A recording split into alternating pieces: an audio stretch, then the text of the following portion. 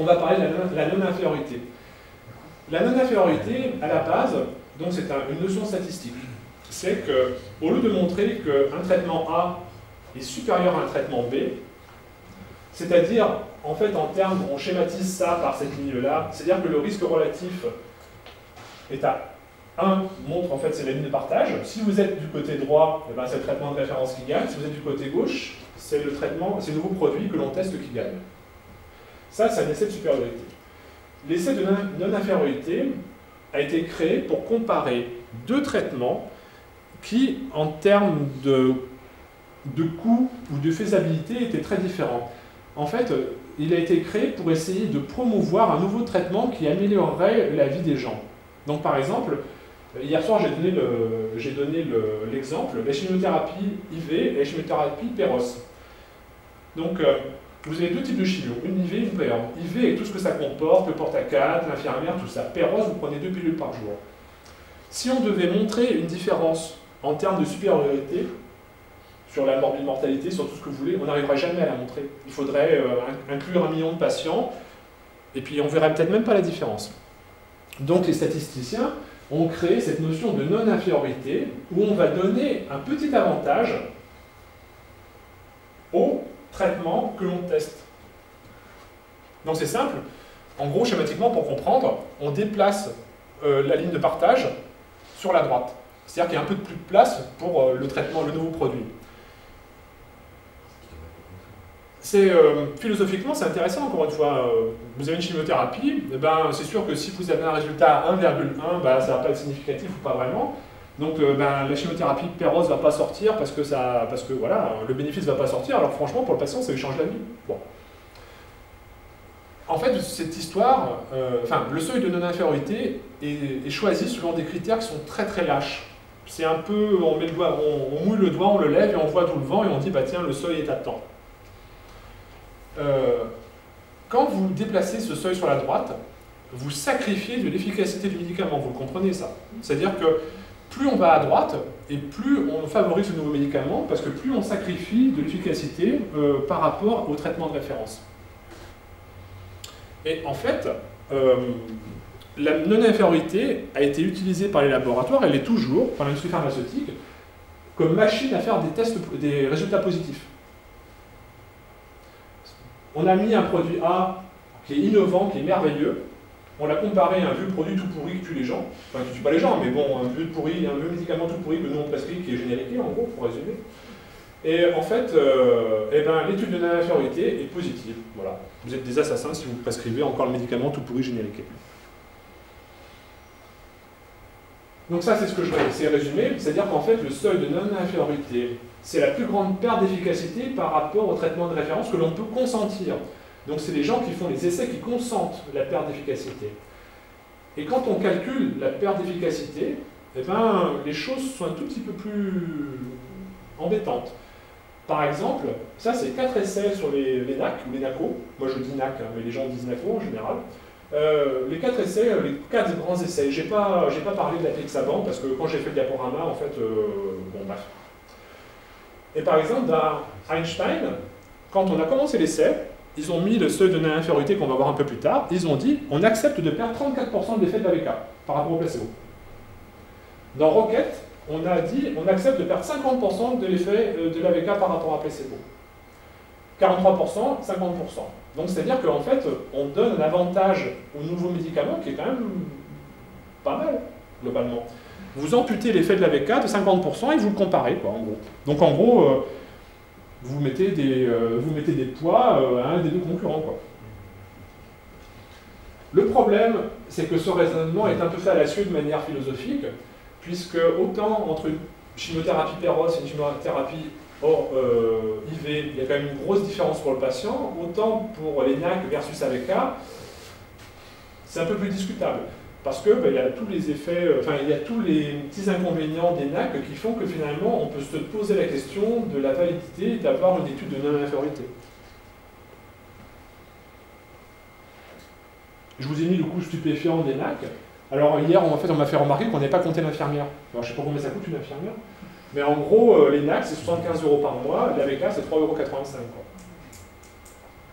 €. Donc, est-ce que c'est licite d'avoir fait, en termes de santé publique, enfin, en fait, c'est une fausse question, puisque les gens qui ont fait ça s'en foutent complètement de la santé publique, enfin, s'en foutent en termes de coût, hein, bien sûr, ils s'intéressent beaucoup à la santé des gens, mais pas en termes de coût pour la communauté. Est-ce que c'est licite ou pas? Ben, ça se discute. Alors, on va reprendre les 4 études, et je vais vous les faire voir, et vous allez voir qu'il y a des trucs marrants. Donc voilà, ça c'est Rocket AF, c'est le rivaroxaban, donc c'est le Xarelto, dans la fibrillation auriculaire. Donc je vous ai mis en haut le résultat du critère primaire, en bas le critère de sécurité. Le critère de sécurité, ça ne fait pas moins saigner que les autres, en critère au total. Mais vous vous souvenez sûrement, si vous avez vu les gens qui vous vendent le Xarelto, qu'il y a moins d'hémorragie gastro-intestinale haute du côté droit du cardia, et il y a moins d'hémorragie cérébrale droite du côté du cervelet. En fait, ce sont des critères secondaires, très très secondaires, mais si vous regardez le critère principal, qui est quand même le critère important, il n'y a aucune différence entre les deux. Hein. Les gens essaient pareil. Le seuil de non-infériorité a été choisi à 1,46. Et en fait, le résultat de l'essai a donné un risque relatif moyen à 0,79. Donc, bon, c'est pas mal. Enfin, c'est pas mal. C'est non inférieur. C'est pas supérieur, c'est non inférieur.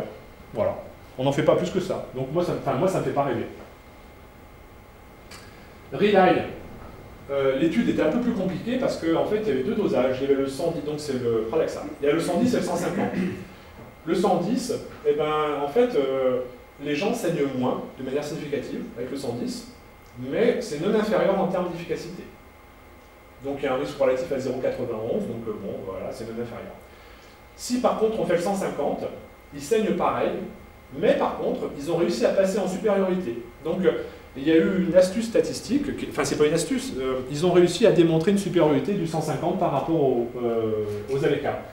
Donc là, on peut clairement dire que le Dabigatran 150 est significativement plus efficace sur les critères primaires par rapport aux AVK. Ça saigne pareil.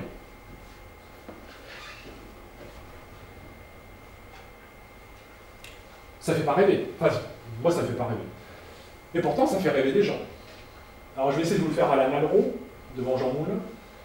Donc pour l'heure, en Europe, le Xarelto et le Pradaxa ne sont autorisés qu'en prévention des phlébites avant une pose de prothèse du membre inférieur. Et, enfin là, j'arrive pas à vous le faire parce que je suis pas un bon acteur, mais imaginez le trémolo dans la voix. Les malades atteints de fibrillation auriculaire nous les réclament. Nous les réclament. Mais il n'y a pas encore d'autorisation de cette indication en Europe et cela prend beaucoup de temps. Déclare quelqu'un qui en fait juge les délais problématiques. Non, je veux pas, ça m'intéresse pas. Donc ça, rivaroxaban dans la thrombose veineuse profonde, là c'est intéressant parce que vous allez voir qu'il y a un truc rigolo. C'est que contrairement aux autres études de non-infériorité, le risque relatif, en fait, est du mauvais côté de la barrière, enfin, du mauvais côté dans le sens où vous avez un risque qui est supérieur à 1. Encore une fois, on s'en fout, puisqu'il n'y a pas de test statistique qui montre que le Xarelto, que le rivaroxaban a un effet, a moins d'effet que les AVK. On est bien d'accord, hein, je ne dis pas ça du tout. Hein. C'est que, encore une fois, l'essai est non inférieur, donc l'essai est positif d'un point de vue statistique, voilà, à défaut d'être positif d'un point de vue clinique, mais en tout cas d'un point de vue statistique, il est tout à fait positif. Sauf que, malheureusement, le risque relatif est en faveur des AVK. D'accord? Ça saigne pareil. Et vous allez voir que les gens qui retranscrivent les essais, pour le petit peuple, en fait, ils se mélangent un peu les pédales. Donc ça, c'est dior.org, c'est un site qui est très connu en cardiologie, parce que c'est une espèce d'AFP du cœur, enfin pour les cardiologues, et en général, en général rien. Je vous raconterai ça après quand ce ne sera pas filmé. Donc, et en fait, là, l'auteur de cet article écrit un truc très marrant. Les résultats sont très clairement positifs. D'accord? On est tous contents. Avec un taux de rechute sous rivaroxaban de 2,1% contre 1,8% dans le bras de traitement classique. C'est un essai positif, mais n'empêche, il y a moins de rechute dans le groupe AVK. C'est un peu emmerdant quand même, hein, puis on se demande comment est-ce qu'il arrive à gérer ça. Il a quand même écrit ça, je pense que le journaliste a réfléchi 2 secondes, enfin 2/4 de seconde, il a dit, je vais quand même mettre quelque chose entre parenthèses pour dire que je suis quand même pas... C'est la différence non significative au plan statistique. Mais n'empêche, c'est marrant, il présente un truc en disant que c'est très clairement positif, alors qu'en fait les résultats ne sont pas positifs puisque c'est les AVK qui gagnent. Mais qui gagnent d'un point de vue non statistique, mais seulement je trouve ça assez rigolo. C'est marrant, voilà. Ça marche moins bien que les AVK, en termes de risque relatif, sans faire de test statistique, mais on va dire que finalement c'est très clairement positif. Après, ils sont super contents parce que c'est beaucoup mieux toléré, etc. Enfin, c'est génial, quoi. Enfin, pareil, quand je dis ça, j'ai envie d'en prescrire.